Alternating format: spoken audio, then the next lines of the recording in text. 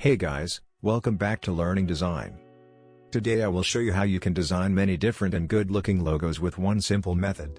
This comes in handy when you got time, so you can pre-produce logos that might fit with future clients' needs. Let's start by creating some lines. Drag them to the side while holding Shift so they are straight. Now press Alt and drag the line down while also holding Shift, so it's on the same height. After this press Ctrl+D, that you have a total of 11 lines.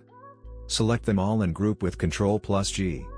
Rotate them so they align vertically and press Ctrl+F, to duplicate them. Now rotate by 90 degrees and press Ctrl+F again. In the top right you can now flip it. Now we can start with the actual logo designing. Select all the lines and press Shift+M, to select the Shape Builder tool. I hit Shift+X here to switch from stroke to fill, as you can see on the left side of the screen. You really got no limits, you can try as much as you want and at some point you will always have a cool looking shape.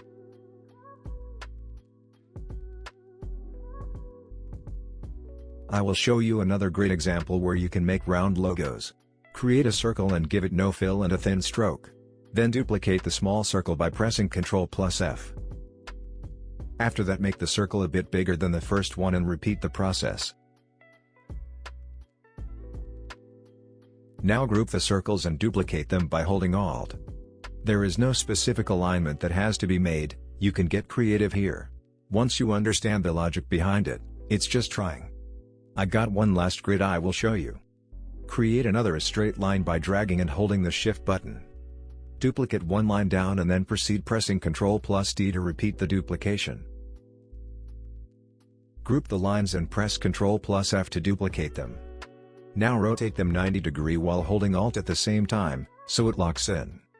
Additionally, I removed the outstanding lines. You don't have to do this, but you can do it by selecting everything, pressing Shift+M and then sliding over the lines while holding Alt. Now I decided to create a circle inside the box grid. I think you can already see where this is going, it's the same process from the second grid.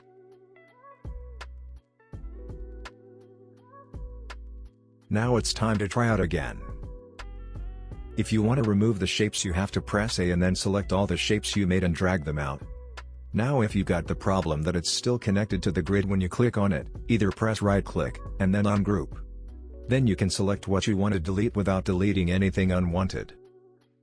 Now I will create some more logos with other random grids I came up with. Meanwhile, I want to thank you for watching this video.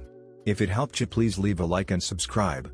Also let me know if you could create cool logos with it. Have a great day guys.